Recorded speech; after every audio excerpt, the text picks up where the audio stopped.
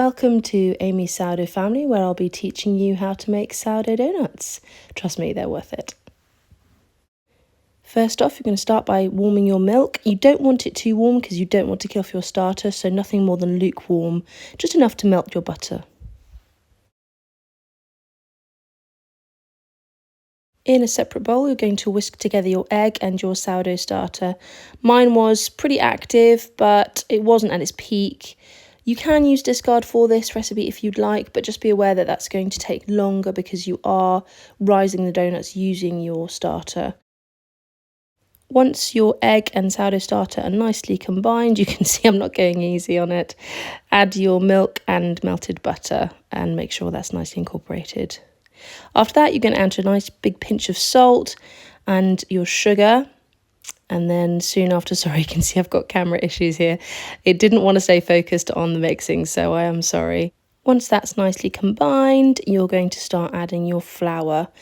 I do start by whisking it nicely because it does just lend well to incorporating the first bits of flour.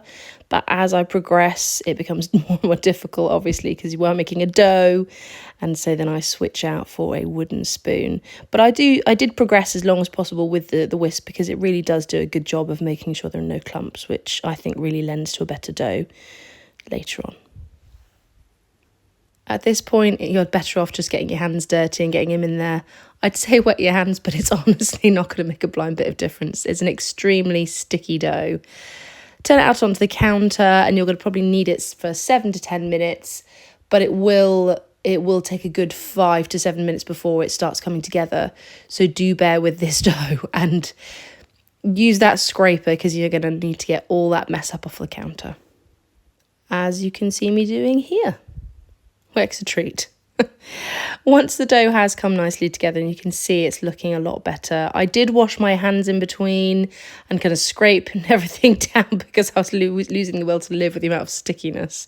Once it's all come together nicely though, put it in your bowl, leave it on your countertop for several hours, and then I just did one set of stretch and folds. You don't really need to do any. I think it's helpful, but again, if you'd rather not knead because you've got a bad shoulder or a bad arm, just do the stretch and folds, that's fine, but I'm a big fan of kneading. I feel like it really gives the dough a good structure. So here I am doing the stretch and fold set after a few hours. I was then quite short on time, so if I'm perfectly honest, I then had to transfer my dough into the fridge, where I left it for almost 2 days. So yeah, you can just do it how you want. I didn't have the time, and then I just needed to have plenty of time to fry the donuts off, which I didn't have the next day in the end. Once your dough has doubled in size, either on the countertop or in the fridge, grease some parchment or greaseproof paper with a little bit of oil. This will just really help for when you fry later on, which you will see why. So here's the dough. It's been in my fridge for, as I say, nearly 2 days. It is looking beautiful and it's very stiff. You do need to put the dough in the fridge for a few hours at the end of the fermentation period, whether or not you leave it on the counter mostly to do its doubling. Can you see there's little blistering under the skin? That's just a really good sign that it's done. It's very firm and that's absolutely good. That's brilliant. That's what we want. We want a firm dough ready to roll out. That means that when we're rolling, you can see it really holds its structure and its shape, and it just enables you to cut the donuts just so much more easily. Lightly sprinkle your countertop and your dough with flour. I just used all-purpose, plain flour. And just make sure that your dough is just really not sticking to your countertop, because that will be difficult then to cut your donuts later on. You're going to want to roll your dough out so that it's roughly the thickness of the thick end of a chopstick, if that makes sense.